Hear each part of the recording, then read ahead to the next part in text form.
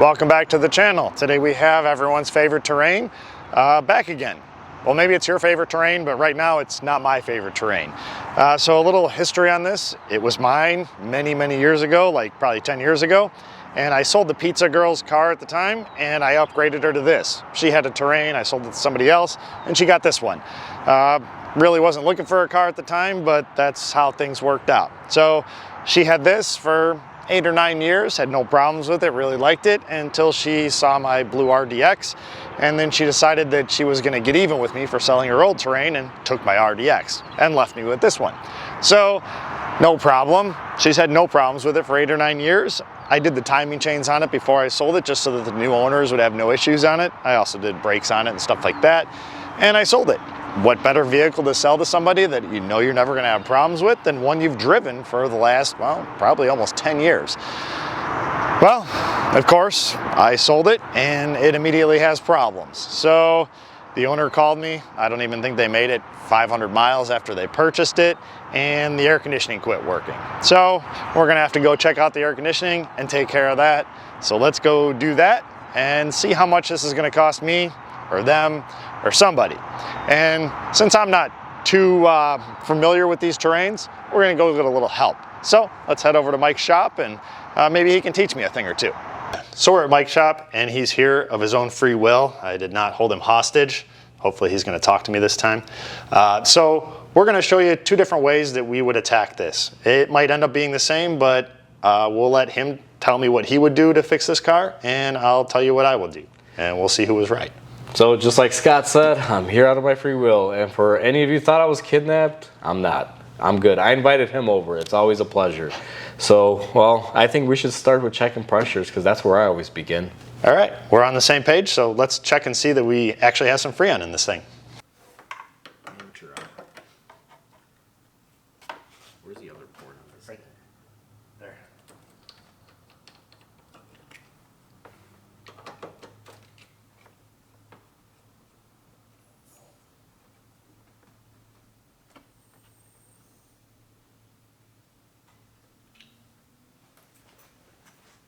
We're on the same page. We have pressure.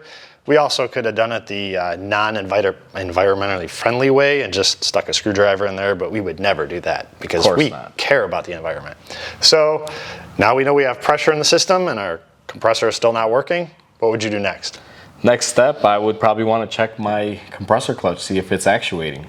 And I would normally agree with him, but I've had a lot of issues on these terrains in particular, and GM and their engineers in their infinite wisdom decided that when the thermostat goes bad, it sets a code and it does not turn on the check engine light, but it does disable the AC system. So I want to hook up a scanner to it and see if we have a code in there and see if that might take care of our problem. And if it does, we can just clear the code out, everything will start working, and then we'll have to change the thermostat. If it doesn't, well, maybe we'll try his way. So let's put the scanner on it and check it out. All right, so we got it plugged in. Let's see if we got any codes. All right, so since Scott insists on this, let's go ahead and scan it, even though I'm skeptical because I've never ran into this, Scott. I'll be honest with you. So let's scan for codes. All right, well, Mr. Terrain was wrong, so now we're gonna see what Mike would have done and we'll go from there. Okay, so my way didn't exactly work out, and sometimes experience can actually be a hindrance because now we're going to, what are you going to do? Fuse. Okay. That would be my next step. And that's the same thing I would do. Actually, I would go straight to the compressor and work my way backwards, but if we want to check the fuse, we'll check the fuse. So let's start there. So we'll start the vehicle up. We'll turn the AC on so that, well, if the AC compressor is working, the system should be working. We'll connect our power probe to this conveniently located power stud and ground that's right there on the tower. Find our fuse. We'll start there. 31.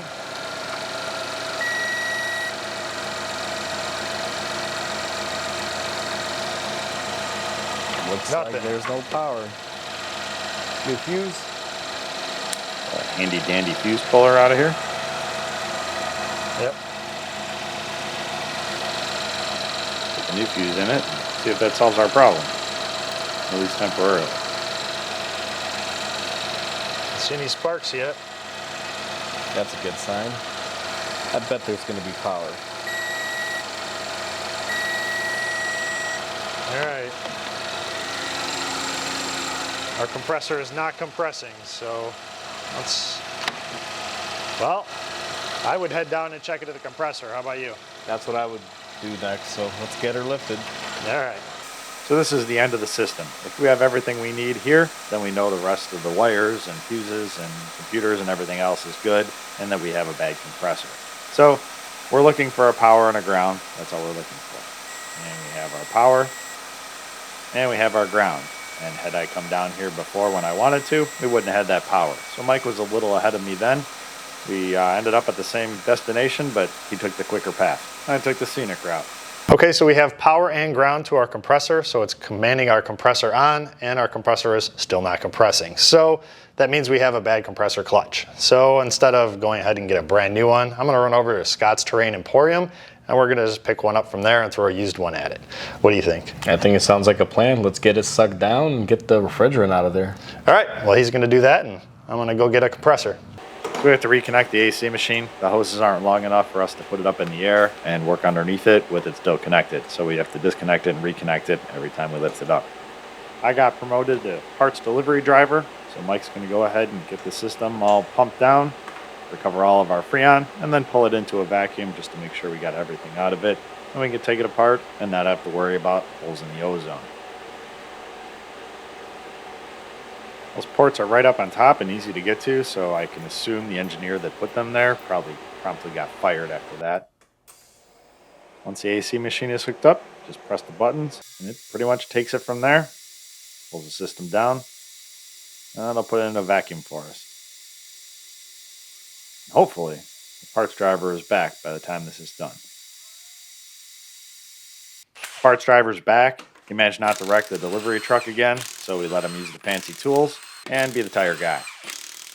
We're going to pull lug nuts off. We're going to leave that one on because we know better, and there is absolutely no way this wheel is going to come off nicely. All right, it's going to take more than that. Get our Midwest wheel remover. Go ahead. I do the karate kick. I got a reverse kick. Never miss an opportunity to hang on the bottom of the car. Always leave a lug nut on there just so you don't kick that wheel across the shop. Not my shop. I don't want to break stuff. So now we can pull our splash shield down. There's just 3 little push pins in there. Just pop the centers out. And pop the rest of the clip out of there. Or leave it in there. Or take it out. Whatever.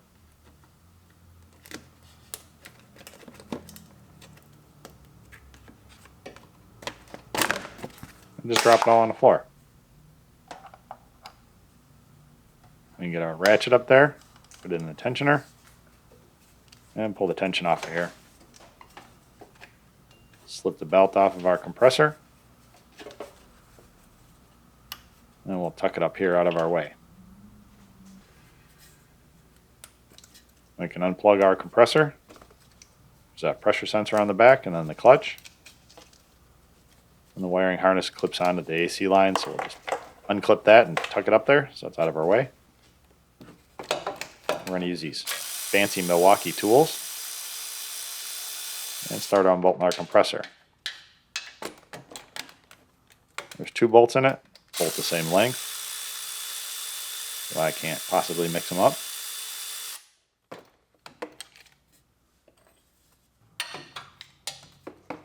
And we're going to pull the nut off the top so we can pull our AC line off.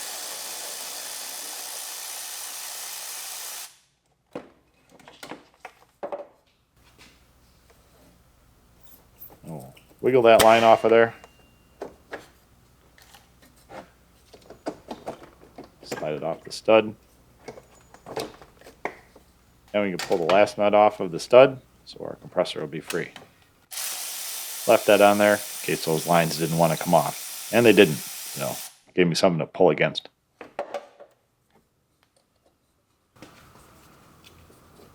Slide the compressor off the stud.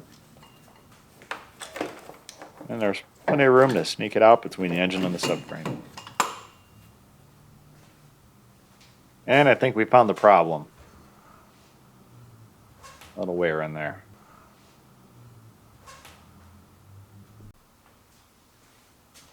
Doesn't make any noise, surprisingly. Oh, we have our brand new one, or brand new to this car anyway. We'll slip it back in there between the engine and the subframe, slide it over the stud.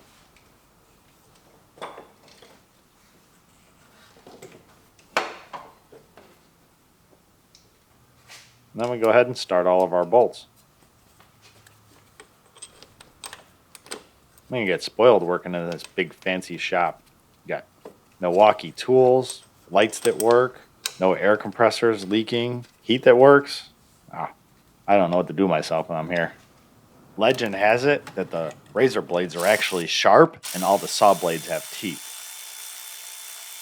We'll snug up all of our bolts, tighten them down to manufacturer specs. I assume these fancy Milwaukee tools are also torque wrenches, or at least identify as torque wrenches. Tighten up the nut on our stud up top.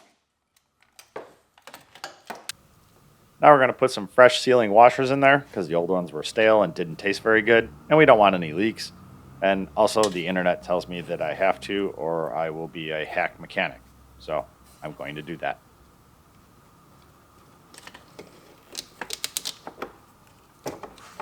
Light our AC lines on.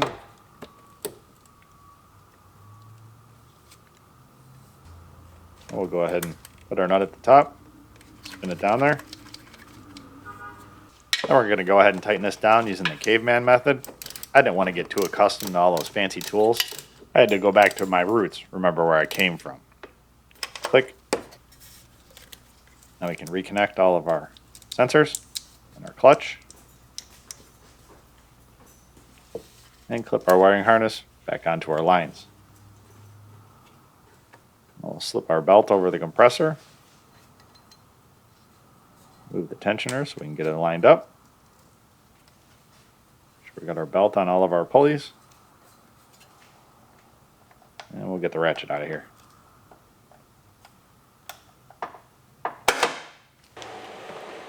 We can go ahead and hook our AC machine up. We can recharge our system. We don't have to add any Freon. We're just putting back what we took out so that we can change the compressor.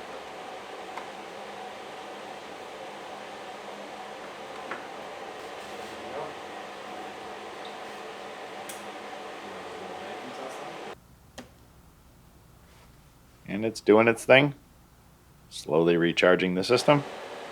Now that it's full, we'll pull our lines back off of here.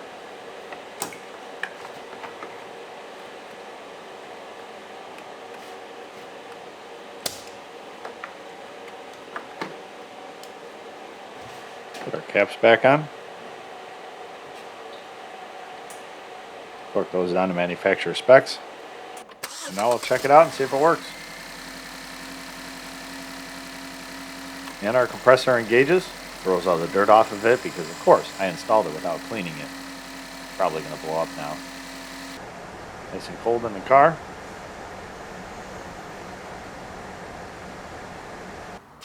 So now we can go ahead and finish buttoning it up. We'll put this little splash shield back on. Pop all the push pins in it. And go ahead and throw the tire back up here.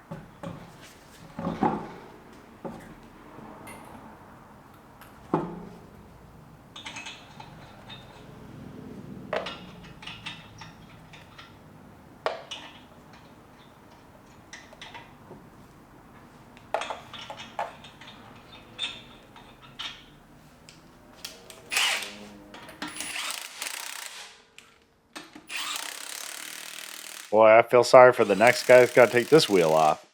Oh wait, that's going to be me.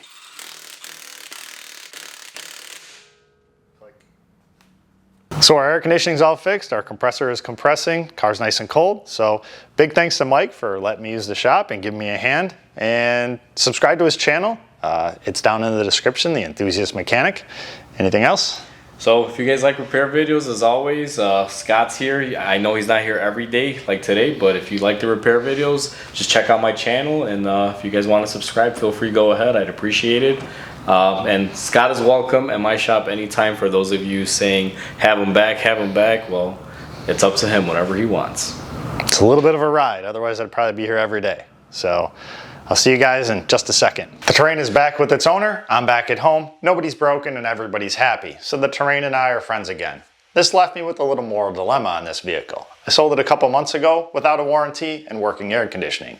So, do I cover the cost of the repair or do I pass it on to the owner? I decided to put myself in the buyer's position. If I had spent a bunch of money on a new vehicle, or at least new to me, and 500 miles later something quit working on it, I'd kind of want something done about it. So I went ahead and covered the cost. Now, it wasn't really all that much, and if it had broken before I had sold it, I would have taken care of it anyway, so I would have lost the money then. And I just lost the money a little bit later. Luckily, I hadn't blown it yet. So things happen. That's business. And it really didn't cost me all that much because I had that compressor and I got it a while back at a deep discount because there was an entire vehicle attached to it that I sold a bunch of parts off of.